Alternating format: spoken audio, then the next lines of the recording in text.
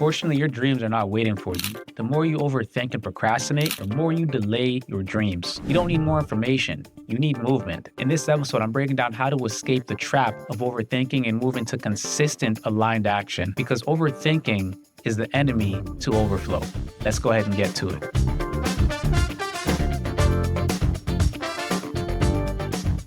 What's going on, everyone? Welcome to another episode of the Success Spectrum podcast. I'm your host, Kadeem McLean, and we got to talk about this thing called overthinking, because if you're like me, recovering overthinkers out there, please put up your hand. I'm putting up my hand because I'm just like you. I'm an overthinker, or at least I'm a recovering overthinker. And it's not, how can I put it?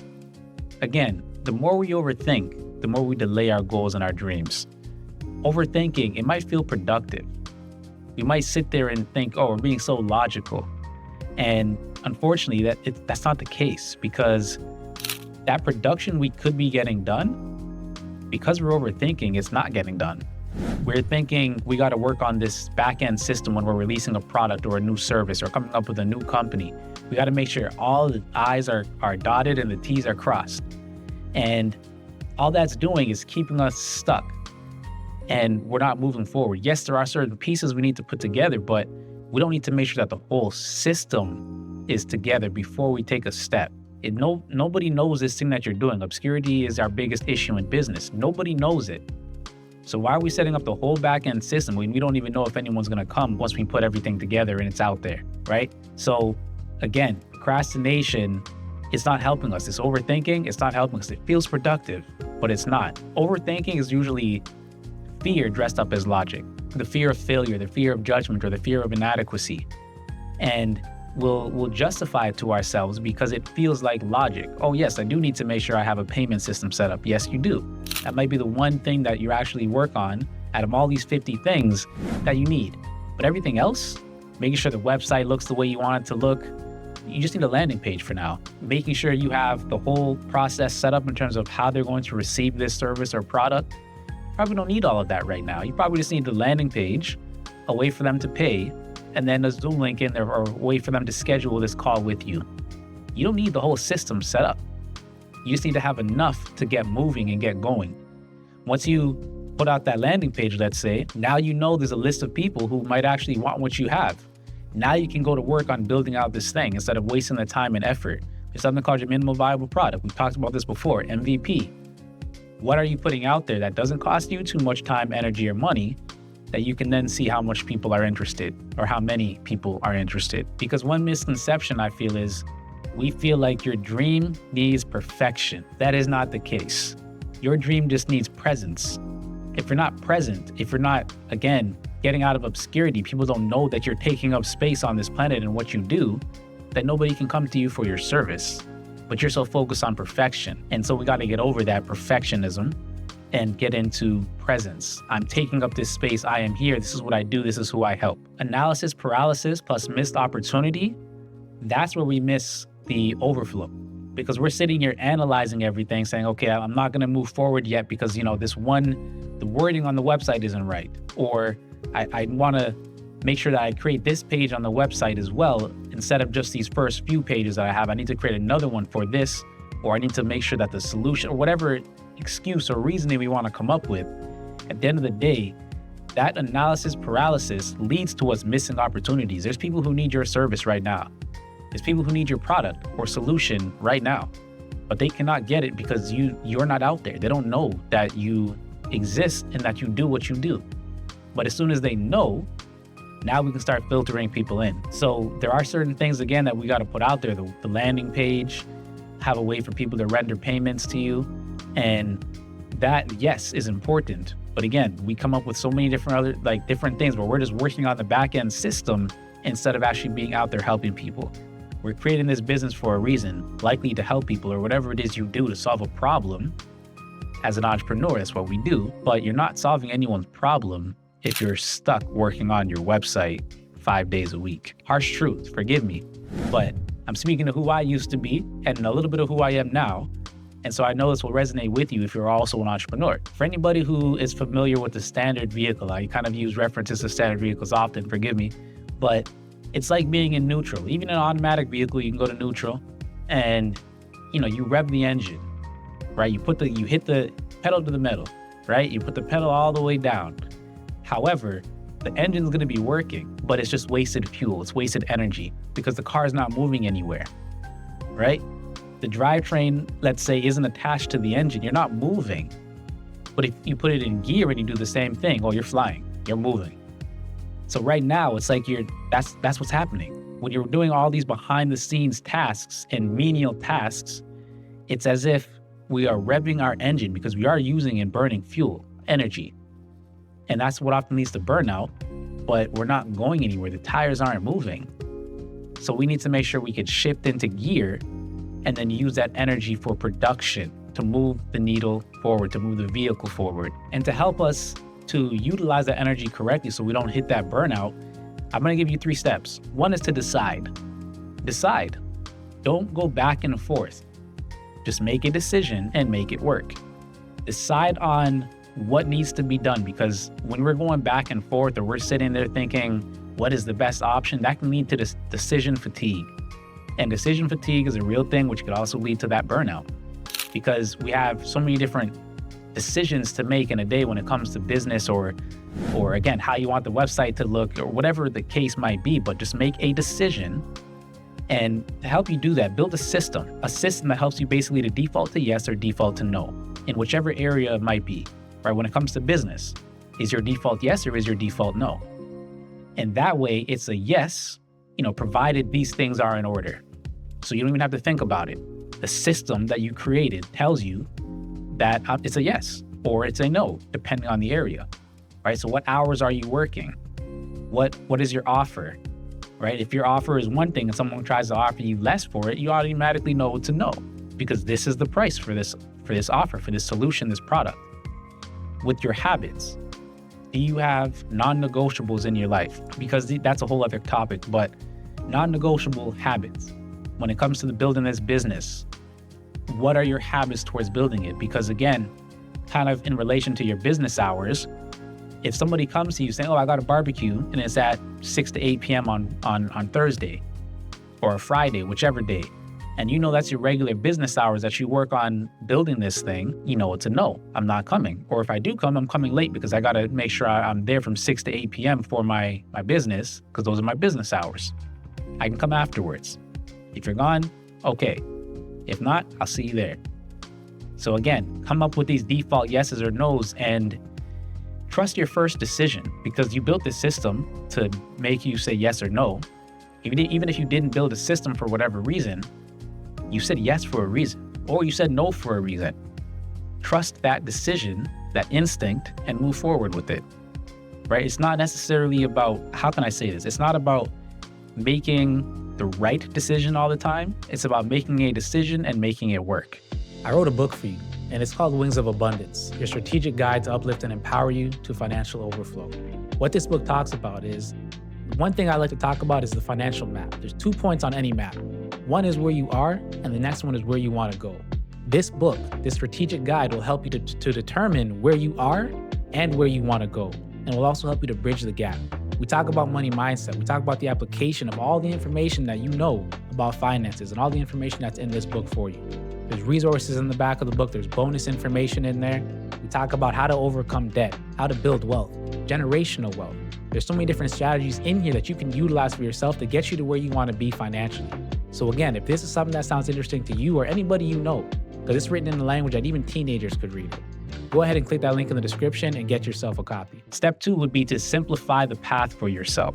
Reduce the complexity, because once we reduce complexity, we reduce the restriction, we reduce the resistance. So simplify the process, simplify the steps, and whatever it is that you're doing, right? Reduce the complexity in it. I'll tell you simply, when it comes to business, to start off, for the most part, all you need is a way to render your service, and that even is a stretch. You might not need that right off the bat. You might just need a wait list, but you need a way to render your service. You need a way for customers or clients to pay you. And then, of course, you need a way to reach these clients. Beyond that, you don't need much. The way to reach the clients, I feel, is where we often get stuck. We feel like we have to start a podcast where we're getting in 10,000 views per episode before we really put out a product or solution. We think we have to build the world's most beautiful website before we can reach people. All you need is a landing page. You might not even need a landing page. You might just need an email list and maybe some social media page that you already have where you've been promoting these things and talking directly to your target audience or your target client. So again, we think it's so deep when it's really just simple. So simplify the process to reduce that resistance. And to help you simplify, here's another thing. You may not need to build a funnel, right? Like in your mind, reframe it. Don't build a funnel, just record a video.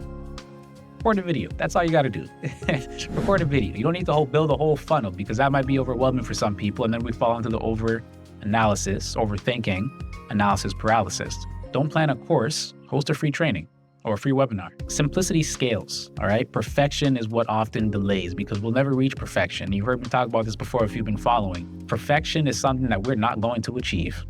Your product, your solution, you yourself will not be perfect. I would argue that imperfections are what attract our audience because we're all imperfect. And often that imperfection is what helps us to relate to one another. I'm imperfect in these areas. So that imperfection might relate with you, right? Being let's say a 9-to-5 entrepreneur, that might relate with a lot of you. And I have certain imperfections in there that you might say, oh, okay, yeah, this person seems whatever the case is, and I can resonate with that. So don't try to be perfect because you're going to miss your target audience if you do try to make it perfect. So again, simplify because simplicity scales and perfection paralyzes. As a subscriber to this podcast or a listener to this podcast, I want to give you $30. How am I going to do that? Enter Rakuten. Rakuten is a platform where you can find deals of the week. And on here, it doesn't matter if you're looking for clothes, doesn't matter if you're looking for electronics, services, food, you can get cash back. $30 cash back, rather 30%, 20%, 4%. You can get Dyson Yeti. I know a lot of us need to file our taxes. Those of us who are late, you can use Intuit TurboTax to file your taxes. Ancestry. There are deals upon deals on here. And here's how it's going to work. I refer you. You click the link in the description. You spend $30 on this platform. Guess what? We both get $30 back. Sounds like a win-win deal, doesn't it? Go ahead and click that link in the description and get yourself your $30. Step 3 in building and how to overcome this overthinking thing. Create a to-do list, right? A do-it scared list, if you want to call it that. Whatever phrase you want to use, a do-it scared list, right? We talk about so many different lists, right? There's a to-do list, there's a task list, there's the priority list, whatever. Use whatever method works for you. But at the end of the day, number 1 on that list should be maybe do it scared because that is ideally or more than likely going to be your most productive task. It's going to move the needle the most. So you want to get it done, not necessarily as early as possible, but that's the priority for the day, right? Whatever time is your most efficient time in the day, that's when you should be doing that task.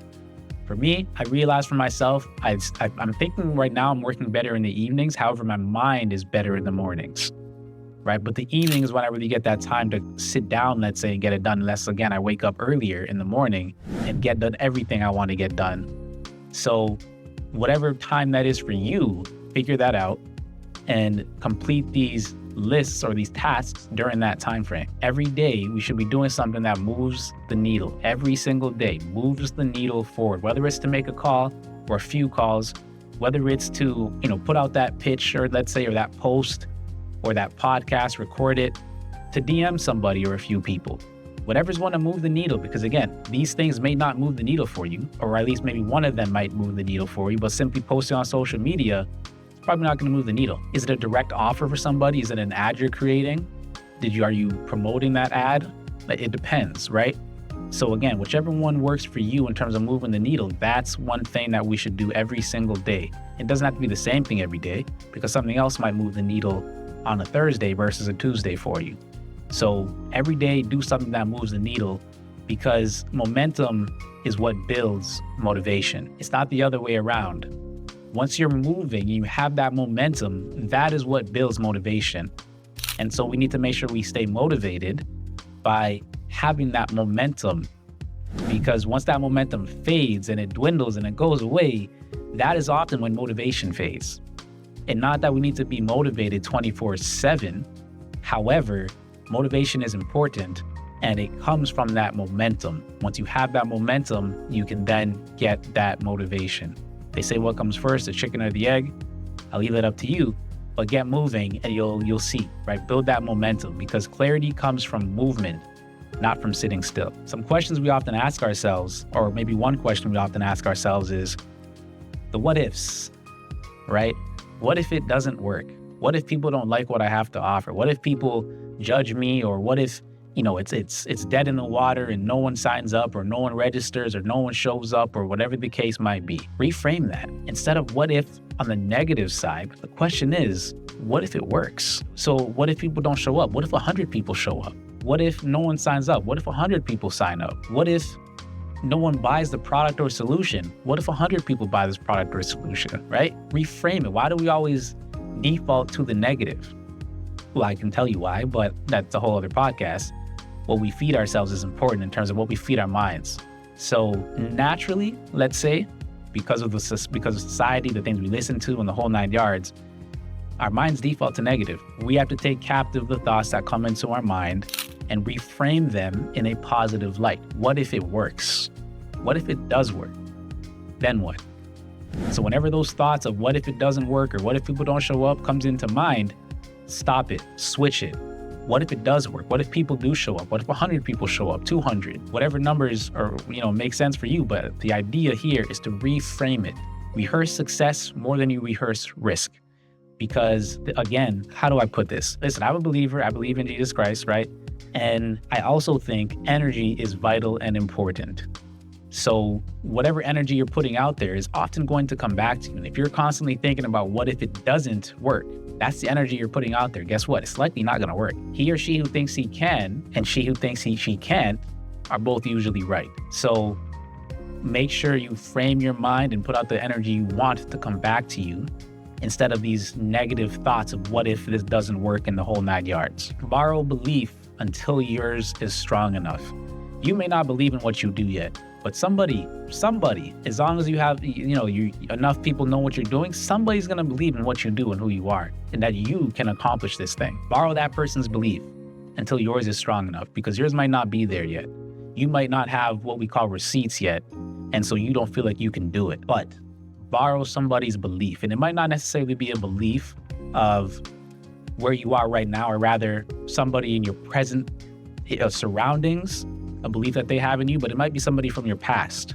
If you think back, you might have somebody who has believed in you more than you believed in yourself at some point. Borrow that person's belief, because once you understand kind of how the belief that they have in you and what they saw in you or see in you, now you can borrow that, turn it into your own energy, and move forward with a different level of confidence, with a different posture. You're going to sit up more. You're going to project your voice a little bit more. You're going to step into this arena and feel a higher level of belief and confidence in yourself. And without that level of confidence, I'm sorry to tell you, as an entrepreneur, without that level of confidence, it's not going to happen. Without that level of belief, it's not going to happen.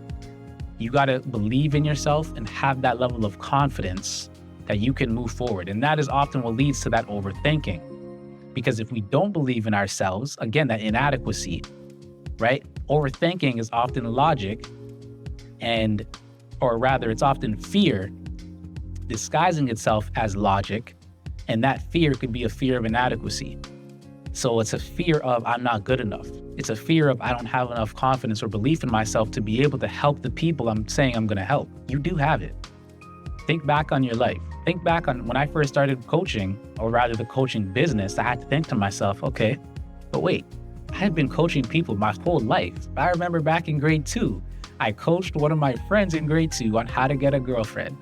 Yes, we were grade 2, we were kids, but my point is I can look at so many different points in my life that's as far back as I remember it going.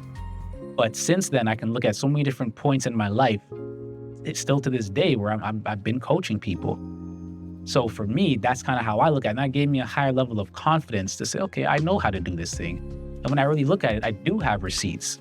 I got this receipt, that receipt. I helped this person, right? This person went from a job to a supervisor to a manager, flying around the country, training people, and now full-time in business. Like I have receipts. So I had to realize that for myself, and you can do the exact same to increase your confidence and your belief. And I think once you gain that level of belief and confidence in yourself, it helps you to align your vision with your actions and get over that anxiety you might feel. So a quick recap: decide what you want to move, right? What you want to do, the direction you want to move in. Decide, simplify it, and then move. Take action.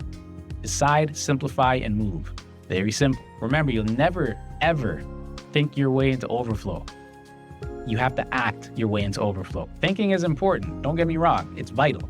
However, just sitting there and thinking without taking any action, it's not going to help you. It's like faith without action. Faith without works is dead. You got to have faith. You got to believe. You got to think, and then you got to move.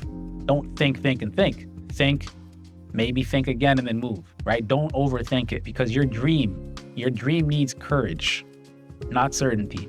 There's no guarantee it's going to work out, but you got to have the faith to move and then move.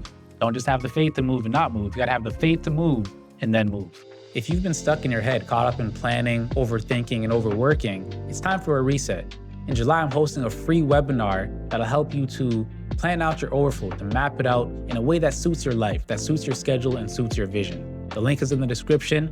Go ahead and click it, and I'll see you there. So listen, for all of you listening here, first of all, I appreciate you for returning. I appreciate you if you're subscribed. And if you're not subscribed, my question to you is why not? Go ahead and click that subscribe button. I appreciate it. And you've been returning here, listening. For those of you who have been returning, listening, or for those of you, even if it's your first time, my question to you is, how come you haven't grabbed the book yet? Grab the book, Wings of Abundance. The Amazon link is below. Give it a read. Your strategic guide to uplift and empower you to financial overflow.